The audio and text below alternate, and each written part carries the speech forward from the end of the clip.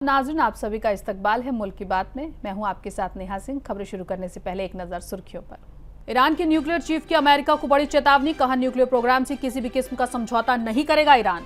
Trump ने Saudi से Israel को तस्लीम करने की मांग की, कहा मेरे लिए एजाज की बात होगी। बीजेपी लीडर का कर्नल सोफिया पर मुतनाज़ा बयान, मध्य प्रदेश कांग्रेस के तर्जुमान की और दीगर ने की मजम्मत। सालार गाजी का मेला बाराबंकी में भी रद्द, हिंदू तंजीमों के विरोध पर पुलिस ने रोका।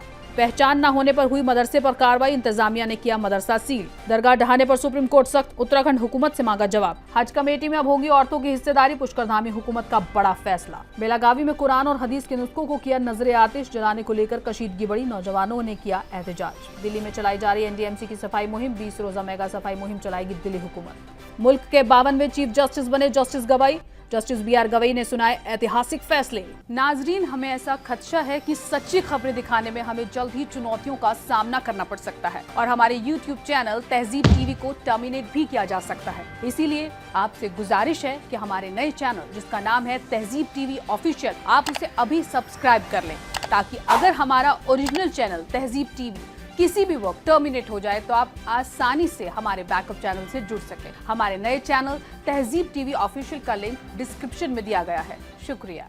न्यूक्लियर प्रोग्राम को लेकर ईरान और अमेरिका के दरमियान बातचीत का दौर लगातार जारी है।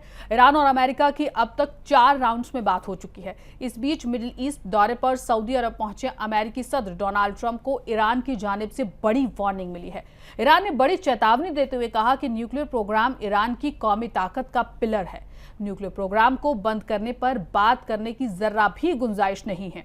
ईरान के न्यूक्लियर चीफ ने वाजे करते हुए कहा कि ईरानी सरजमी पर यूरेनियम खनन जारी रहेगा, हम किसी के दबाव में नहीं आने वाले। अमेरिका ये जान ले कि न्यूक्लियर प्रोग्राम से किसी भी किस्म का समझौता नहीं किया जाएगा।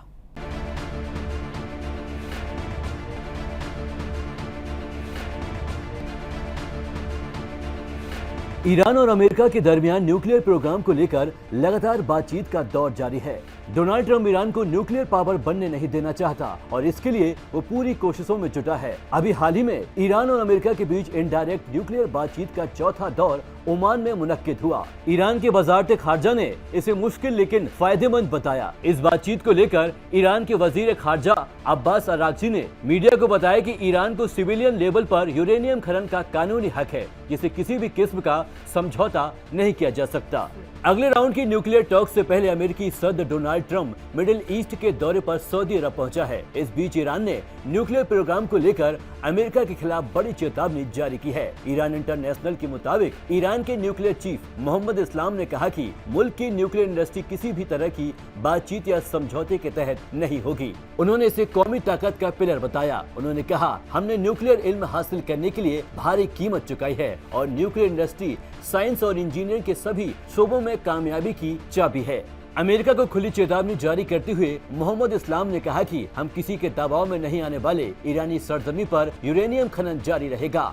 वहीं दूसरी तरफ ईरान के deputy foreign minister Kazim Gharibabadi ने इस्लामी रिपब्लिक यूरेनियम खनन के हक को रेड लाइन के तौर पर हाईलाइट किया है। इसका मतलब ये है कि अगर अमेरिका ईरान के यूरेनियम खनन पर पूरी तरह रोक लगाने की शर्त जारी रखेगा तो वो सारी लाइनें पार कर देगा।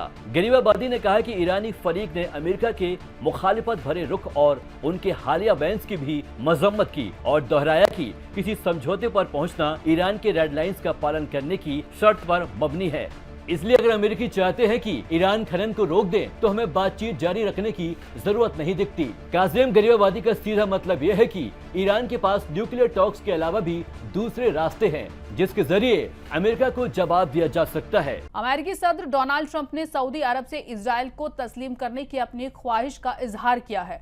उन्होंने कहा कि सऊदी अरब का इजरायल को तस्लीम करना मेरे लिए एजाज की बात होगी। ये उनकी ख्वाहिश और ख्वाब है कि सऊदी अरब जल्द ही अब्राहम अकॉर्ड में शामिल हो जाए। अमेरिकी सदर डोनाल्ड ट्रंप ने सऊदी अरब से इजराइल को तस्लीम करने की अपनी ख्वाहिश का इजहार किया। रियाद में एक सरकारी फोरम खिताब करते हुए उन्होंने कहा कि सऊदी अरब का इजराइल को तस्लीम करना मेरे लिए एक एजाज की बात होगी। अगर ऐसा होता है तो ये मशरिक़े वुस्ता के मुस्तकबिल के लिए बहुत अहम पेशरफ्त होगी। बीबीसी के मुताबिक रियाद में सऊदी अमेरिकी इन्वेस्टमेंट फोरम से खिताब करते हुए अमेरिकी सदर ट्रंप ने ईरान को अमन की पेशकश भी की और कहा कि वो दुनिया में अमन के लिए ईरान के साथ मुआहिदा करना चाहते हैं। क्राउन प्रिंस मोहम्मद बिन सलमान के साथ बैठक के बाद सऊदी अरब ने सीरिया पर लगी पाबंदियां हटाने का फैसला किया। ट्रंप ने अपनी तकरीर में कहा कि वो चाहते हैं कि सऊदी अरब अब्राहम मुआहिदे में शामिल हो, जिसके तहत इजराइल ने उनके पहले इक़्तिदार के दौरान पहली बार कुछ खलीजी ममालिक के साथ सिफारती ताल्लुकात कायम किए थे। लेकिन उनके दोस्त मोहम्मद बिन सलमान ने ये साफ कर दिया कि ऐसा तब तक नहीं हो सकता जब तक गजा में मुस्तकिल जंगबंदी नहीं हो जाती और फिलिस्तीनी रियासत के कयाम का रास्ता साफ नहीं हो जाता। सैयद सालार मसूद गाजी की मज़ार पर उर्स के इनेकाद को लेकर तनाज़ा गहराता जा रहा है। हिंदू तंजीमों की वार्निंग के बाद उत्तर प्रदेश पुलिस ने बाराबंकी में सालार मसूद गाजी की मज़ार पर मेले के इनेकाद पर रोक लगा दी। यूपी में संभल और बहराइच के बाद अब बाराबंकी में भी सैयद सालार साहू गाजी की मज़ार पर लगने वाले सालाना उर्स का इनेकाद नहीं होगा। जिले के सतरिक थाना इलाके के वाक़े सैयद सालार साहू गाजी की मज़ार पर इस बार 14 मई से 18 मई तक रिवायती मेला और उर्स का इनेकाद किया जाना था। दरअसल कई हिंदू तंजीम संभल और बहराइच के बाद इस दरगाह पर भी मेला नहीं मुनक्किद करने की मांग कर रहे थे, जिसके बाद पुलिस इंतजामिया ने अमन निज़ाम की मनफी हालात को देखते हुए मज़ार के मैनेजमेंट कमेटी के मेंबरों को मेले का इनेकाद ना करने के हुक्म दिए हैं। साथ में फिरके वाराना हम आहंगी बनाए रखने के लिए पुलिस इंतजामिया के जरिए मेले के इनेकाद की भी इजाज़त नहीं दी गई है। मेला और उर्स पर रोक लगने की वजह से मैनेजमेंट कमेटी ने बाराबंकी जिले के साथ आसपास के इलाकों से आने वाले ज़ायरीन को यहाँ न आने की अपील की है। इसको लेकर मैनेजमेंट कमेटी की तरफ से सोशल मीडिया ज़ायरीन से अपील की वीडियो जारी की गई है। दरअसल बाराबंकी जिले के सतरिक वाक़े मज़ार सैयद सालार गाजी मज़ार पर इस साल मेला मुनक्किद नहीं किया जाएगा। इंतजामिया ने सिक्योरिटी वजूहात के चलते इनकाद की इजाज़त देने से इनकार कर दिया है। मालूमात के मुताबिक बीते कुछ दिनों में मकामी लोगों और हिंदू तंजीमों ने इस मज़ार के खिलाफ एतराज़ दर्ज कराते हुए मेले पर रोक लगाने की मांग की थी। इससे पहले मेला कमेटी ने 14 से 15 मई को उर्स के इनेकाद की इजाज़त मांगी थी, लेकिन पुलिस ने अपनी रिपोर्ट में साफ कर दिया कि मौजूदा हालात को देखते हुए मेला नहीं होना चाहिए। उत्तर प्रदेश में कथित गैर कानूनी मस्जिद, मदरसे, ईदगाह और मजार योगी हुकूमत के निशाने पर हैं। बीजेपी की अगुवाई वाली योगी हुकूमत नेपाल सीमा से सटे जिलों में लगातार कार्रवाई कर रही है। अब लंबे वक्त से चलाया जा रहा है एक मदरसा जिसे अरबिया मिज़बुल्लाह उलूम के नाम से चलाया जा रहा था, उसको सील कर दिया गया है। बता दें कि इससे पहले भी नेपाल सीमा से लगे हुए पीलीभीत, लखीमपुर खीरी, बहराइच, श्रावस्ती, बलरामपुर, सिद्धार्थनगर और महाराजगंज समेत दीगर जिलों में करीब 350 से ज्यादा मस्जिद मदरसों के खिलाफ कार्रवाई की जा चुकी है। बताया जा रहा है कि थाना इलाके में मौजूद मदरसा अरबिया मिसबाह उल उलूम बगैर रजिस्ट्रेशन के चल रहा था। इसको महकमा अक़लियाती बहबूद ने हालिया दिनों में निशानदेह किया था। आज इसको नौतनवा एसडीएम नवीन कुमार और सीओ की मौजूदगी में सील कर दिया गया और चाबी पुलिस स्टेशन के सरबराह को सौंप दी गई। इस कार्रवाई को लेकर गांव के शफीक मालिक ने बताया कि ये मदरसा काफी दिनों से चल रहा था और पेपर में मदरसे के नाम से जमीन अलॉट भी है, लेकिन पहचान नहीं लिया गया था। इसी को देखते हुए इंतजामिया के जरिए कार्रवाई की गई है। गांव के शफीक का कहना है कि सबसे बड़ी परेशानी ये है कि मदरसे में छोटे छोटे बच्चे पढ़ते हैं, सील होने के बाद उनका क्या होगा। सुप्रीम कोर्ट ने एक अहम अर्जी पर उत्तराखंड हुकूमत से जवाब मांगा है, जिसमें इल्जाम लगाया गया कि वक्फ एक्ट के तहत आर्जी तहफ्फुज के बावजूद हल्द्वानी में एक दरगाह को मिसमार कर दिया गया। उत्तराखंड और उत्तर प्रदेश में सुप्रीम कोर्ट के कानूनी आर्जी तहफ्फुज के बावजूद मस्जिदों और दरगाहों को तोड़े जाने की खबरें लगातार आ रही हैं। इस बीच एक खबर सामने आई है कि सुप्रीम कोर्ट ने एक अहम अर्जी पर उत्तराखंड हुकूमत से जवाब मांगा, जिसमें इल्जाम लगाया गया है कि वक्फ एक्ट के तहत आर्जी तहफ्फुज के बावजूद हल्द्वानी में एक दरगाह को मिसमार कर दिया गया। ये अर्जी वकील फयाज अहमद के जरिए दायर की गई थी, जिन्होंने दावा किया कि उत्तराखंड हुकूमत ने सुप्रीम कोर्ट के हुक्म के बावजूद, जिसमें वक्फ प्रॉपर्टीज के मुनहदिम करने पर रोक लगाई गई थी, मकामी इंतजामिया ने गैर कानूनी तरीके से दरगाह को मिसमार कर दिया। मामले की सुनवाई भारत के चीफ जस्टिस BR गवई ने की, जिन्होंने उत्तराखंड हुकूमत को फौरन जवाब दाखिल करने का हुक्म दिया। भारत एक्सप्रेस ने बताया कि अर्जी के मुताबिक हल्द्वानी दरगाह वक्फ एक्ट के तहत रजिस्टर्ड है और वक्फ एक्ट के तहत महफूज है। अर्जी गुहार ने इल्जाम लगाया कि मकामी इंतजामिया ने न सिर्फ अदालत के हुक्म की खिलाफ वर्जी की, बल्कि एक मजहबी मकाम की तौहीन भी की, जिसमें मकामी कम्युनिटी में शदीद नाराजगी फैल गई। अर्जी में यह भी कहा गया कि मिसमारी के अमल के दौरान कानूनी तरीके पर अमल नहीं किया गया और मुतासिरीन को कोई पेशगी नोटिस नहीं मिला। मामले की संगीनी को देखते हुए सुप्रीम कोर्ट ने उत्तराखंड हुकूमत से 4 हफ्ते के अंदर जवाब मांगा है। अदालत ने यह भी वाजे किया कि वक्फ प्रॉपर्टी से मुतालिक कानूनों की पासदारी को यकीनी बनाया जाना चाहिए। इस मामले में जहां कानूनी बहस छिड़ गई, वहीं इसने मजहबी मकामात की हिफाजत और इंतजामी इख्तियारात के इस्तेमाल को लेकर भी सवाल खड़े कर दिए। ये मामला न सिर्फ उत्तराखंड बल्कि पूरे मुल्क में वक्फ प्रॉपर्टीज की हिफाजत के लिए एक अहम मिसाल बन सकता है। मकामी कम्युनिटी और वकीलों के जरिए इस मामले पर बारीकी से नजर रखी जा रही है, क्योंकि इसका फैसला मुस्तकबिल में ऐसे तनाजात को सुलझाने के लिए एक उसूल साबित हो सकता है। उत्तराखंड हुकूमत ने एक बड़ा फैसला लेते हुए 3 महिला मेंबर्स को हज कमेटी में शामिल किया है। हुकूमत ने इसकी वजह भी बताई है। इसे काफी अहम फैसला भी माना जा रहा है। उत्तराखंड हुकूमत ने सीएम पुष्कर सिंह धामी के क़यादत में एक अहम फैसला लिया। अब मुस्लिम ख्वातीन को सूबे की हज कमेटी में जगह दी गई है। इस फैसले का मकसद ख्वातीन की दिक्कतों को समझना और सुझाव को सीधे कमेटी के सामने रखना है। ये मालूमात सीएम ऑफिस की ओर से जारी एक बयान में दी गई है। सीएम पुष्कर सिंह धामी ने कहा कि ये फैसला हज के सफर पर जाने वाली ख्वातीन की दिक्कतों को समझने और उनके हल की सिमत में उठाया गया कदम है। हज के सफर पर जाने वाली मुस्लिम ख्वातीन को कई तरह की परेशानियों का सामना करना पड़ता है। सूबे बनने के बाद पहली बार उन्हें हज कमेटी में नुमाइंदगी देकर हमने ये पक्का किया कि वो अपनी बातें सीधे कमेटी में रख सकें। धामी ने यह भी कहा कि ये फैसला हुकूमत के विमेन एम्पावरमेंट की सिमत में की जा रही कोशिशों का हिस्सा है। उन्होंने कहा कि हुकूमत ने सायरा बानो को स्टेट विमेन कमीशन की वाइस प्रेसिडेंट बनाया था, जो कि ख्वातीन को मजबूत बनाने की सिमत में एक और कदम था। इससे पहले उत्तराखंड रियासती हज कमेटी ने 2025 के हज के सफर के लिए चुने गए मुसाफिरों के लिए वैक्सीनेशन कैंप लगाने की गुजारिश की थी।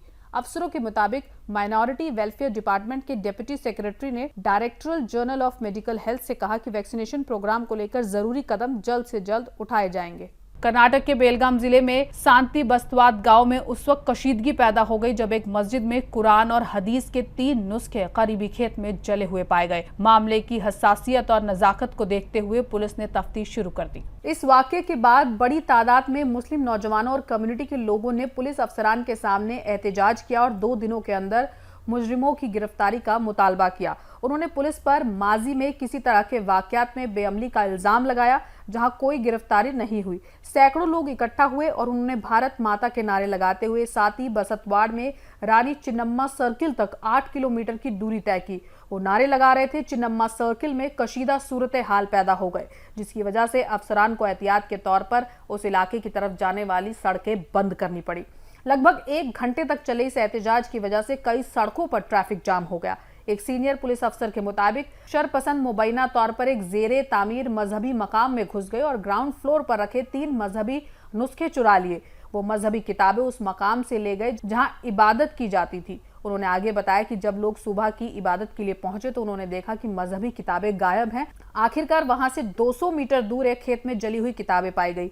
वाकये के बाद सभी कम्युनिटीज के रहनुमाओं पर मुश्तमिल एक अमन इजलास मुनक्किद किया गया, जिसमें मुल्जिमान की फौरी गिरफ्तारी की मांग की गई। बेलगाम पुलिस कमिश्नर अदा मार्टिन और DSi law and order Rohan Jagdish मौके पर पहुंचे और सूरत हाल को मजीद बिगड़ने से रोकने के लिए पुलिस तैनात की गई।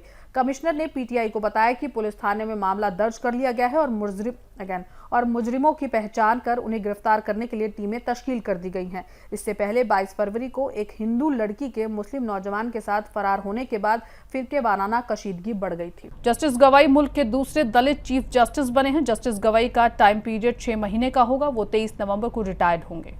जस्टिस भूषण रामकृष्ण गवाई ने आज भारत के चीफ जस्टिस का ओहदा संभाल लिया। उन्हें सदर हिंद द्रौपदी मुर्मू ने हलफ दिलाया। जस्टिस गवाई ने जस्टिस संजीव खन्ना की जगह ली, जो बीते दिन ही रिटायर हुए थे। इससे पहले बीते माह की 30 तारीख को कानून वजारत ने जस्टिस गवाई की भारत के 52वें चीफ जस्टिस के रूप में तकर्रूरी का नोटिफिकेशन जारी किया था। 16 अप्रैल को सीजेआई खन्ना ने मरकजी हुकूमत से उनके नाम की सिफारिश की थी। रिवायत के मुताबिक वर्तमान सीजेआई अपने जानशीन के रूप में सबसे सीनियर जस्टिस की सिफारिश करते हैं। जस्टिस गवाई सीनियरिटी के लिहाज में सबसे आगे थे, जिसके चलते उनके नाम की सिफारिश की गई। वजारत कानून ने सीजेआई जस्टिस खन्ना से उनके जानशीन का नाम देने की ऑफिशियल अपील की।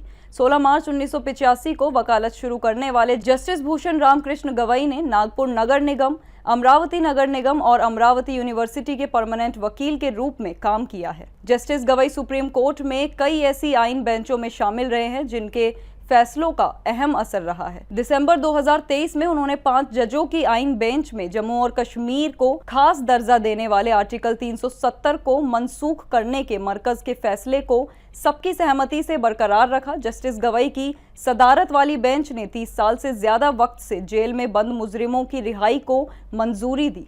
तमिलनाडु हुकूमत को वनियार बिरादरी को खास छूट देने के फैसले को सुप्रीम कोर्ट ने गैर आईनी करार दिया, क्योंकि ये ओबीसी के साथ फर्क करना था। जस्टिस गवई ने 2016 की नोटबंदी मुहिम को 4-1 बहुमत से वैलिड ठहराते हुए कहा कि ये फैसला मरकजी हुकूमत और भारतीय रिजर्व बैंक के बीच परामर्श के बाद लिया गया था। जुलाई 2023 में जस्टिस गवई की बेंच ने ईडी के डायरेक्टर संजय कुमार मिश्रा के टाइम पीरियड के तौसीह को इलीगल करार दिया और उन्हें 31 जुलाई 2023 तक ओहदा छोड़ने का हुक्म दिया था। 2024 में जस्टिस गवई और जस्टिस केवी विश्वनाथन की बेंच ने कहा कि केवल मुल्जिम या मुजरिम होने के बिना पर किसी की जायदाद को मिसमार करना गैर आईनी है। पाकिस्तान ने भारत के बीएसएफ जवान को वापस लौटा दिया है। पूनम कुमार गलती से बॉर्डर क्रॉस करके पाकिस्तान चले गए थे, जहां उन्हें पाकिस्तानी रेंजर्स ने पकड़ लिया था। बता दें कि अब पाक फौज ने अटारी वाघा सीमा के रास्ते बीएसएफ कांस्टेबल को वापस भेजा है। वो पिछले 10 दिनों से पाकिस्तान के कब्जे में थे। कांस्टेबल पूनम कुमार आज सुबह 10:30 बजे अपने वतन लौटे हैं। बता दें, भारत और पाकिस्तान के बीच पहलगाम हमले की वजह से पैदा हुई टेंशन के दौरान वो गलती से बॉर्डर पार कर गए थे। 23 अप्रैल को पूनम कुमार गलती से इंटरनेशनल बॉर्डर पार कर पाकिस्तान पहुंच गए थे, जहां उन्हें पाकिस्तान रेंजर्स ने हिरासत में ले लिया था। वे पंजाब के फिरोजपुर सेक्टर में तैनात थे। ये घटना जम्मू कश्मीर के पहलगाम में हुए दहशतगर्दी हमले के अगले ही दिन सामने आई थी।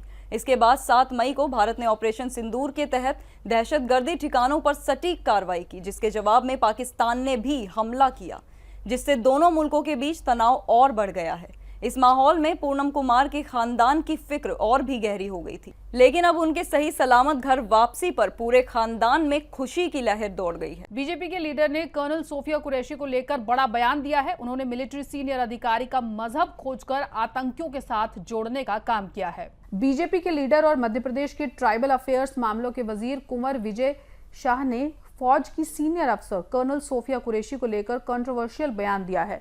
उन्होंने पहलगाम के आतंकियों की जात निकालकर सोफिया कुरैशी को मजहब से जोड़ने की कोशिश की। बीते रोज पहलगाम हमले का जिक्र करते हुए वजीर विजय शाह ने कहा कि जिन लोगों ने हमारी बेटियों को बेवा किया, उनको सबक सिखाने के लिए हमने उन्हीं के समाज की एक बहन कर्नल सोफिया कुरैशी को भेजा। सरकारी प्रोग्राम में दिए गए तबसरे के एक वीडियो में विजय शाह ये भी कहते दिखे कि पीएम नरेंद्र मोदी ने उनकी पैंट तो खोलकर नहीं देख सकते, लेकिन उन्होंने उन्हीं के समाज की बेटी को उनके सामने खड़ा कर दिया। विजय शाह कहते हैं कि जिन्होंने हमारी बेटियों के सिंदूर उजाड़े थे, उन्हें कटे पिटे लोगों की उन्हीं की बहन बेटियों के जरिए ऐसी की तैसी करवाई।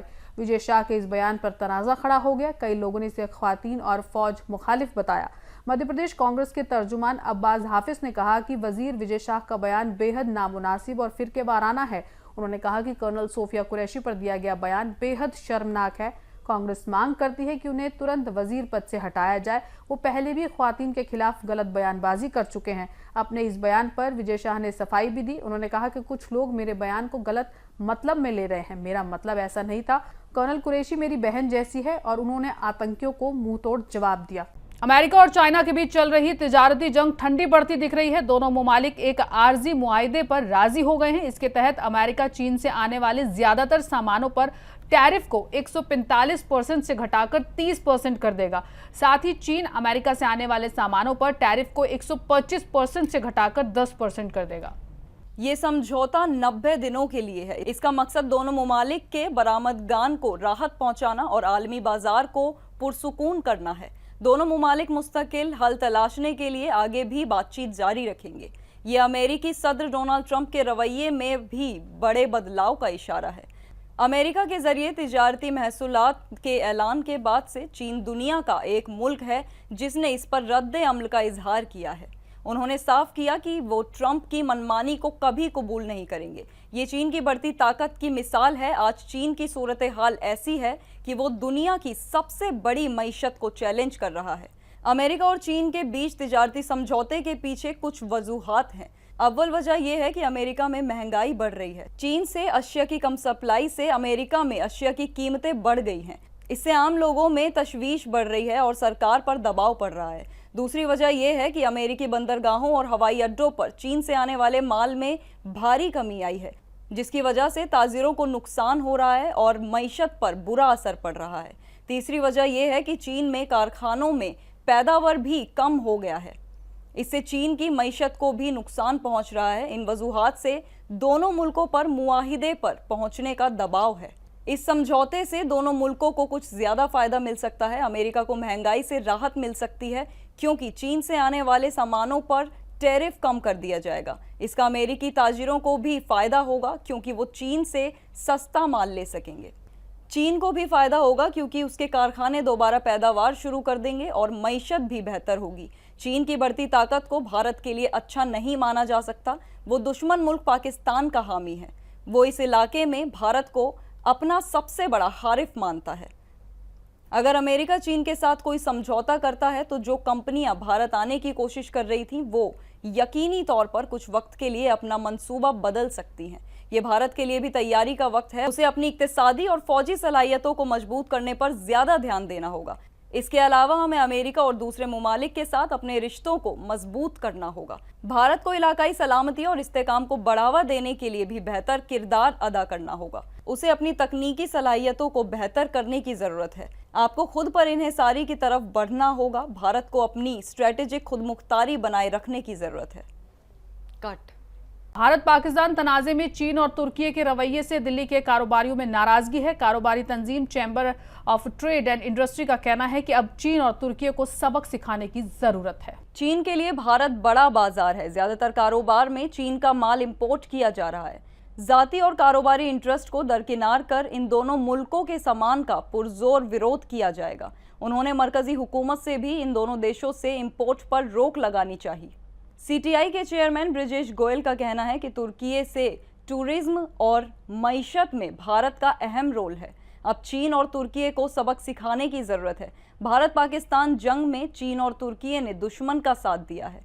बता दें कि 2024 में भारत के 2.75 लाख लोगों ने तुर्की का सफर किया है। 2024 में भारत और तुर्की के बीच $12.5 बिलियन का कारोबार हुआ। सीटीआई महासचिव गुरमीत अरोड़ा और विष्णु भार्गव ने बताया कि भारत की हुकूमत को फौरन चीन से इंपोर्ट होने वाले सामानों पर रोक लगा देनी चाहिए। भारतीय बाजारों से पैसा कमाने वाला चीन हमें ही आंख दिखाने की जुर्रत कर रहा है। चीन को सबक सिखाने के लिए उसकी मईशत की कमर तोड़ना बहुत जरूरी है। सीटीआई ने मरकजी हुकूमत से अपील की है कि इंपोर्ट और ई कॉमर्स पॉलिसी को सख्त किया जाए। बाहर से आने वाले सामानों में कस्टम के नियमों का भी पालन नहीं हो रहा है। कई प्रोडक्ट्स पर कंट्री ऑफ ओरिजिन नहीं लिखा होता है। इससे कस्टमर को पता ही नहीं चलता कि किस देश में बने हुए सामान का वो इस्तेमाल कर रहा है। लोग चाहकर भी चीनी और तुर्की के सामान का बॉयकॉट नहीं कर पा रहे हैं। ब्रिजेश गोयल ने कहा कि हुकूमत लॉन्ग टर्म प्लान बनाए। जो सामान भारत में बन सकता है उसके इंपोर्ट की ज़रूरत नहीं है। टेक्नोलॉजी से जुड़े प्रोडक्ट्स का दूसरे फेज में इंपोर्ट रोका जाए, तब तक अपने देश में ऑल्टरनेटिव अरेंजमेंट्स किए जाएं। नाज़रीन, मुल्क की बात में आज के लिए बस इतना ही। मुझे दीजिए इजाज़त। आदाब।